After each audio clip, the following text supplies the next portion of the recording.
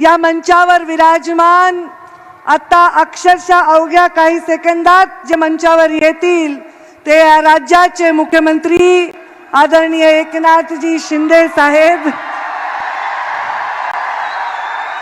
आदरणीय एकनाथजी शिंदे साहेबांचं मी स्वागत करते।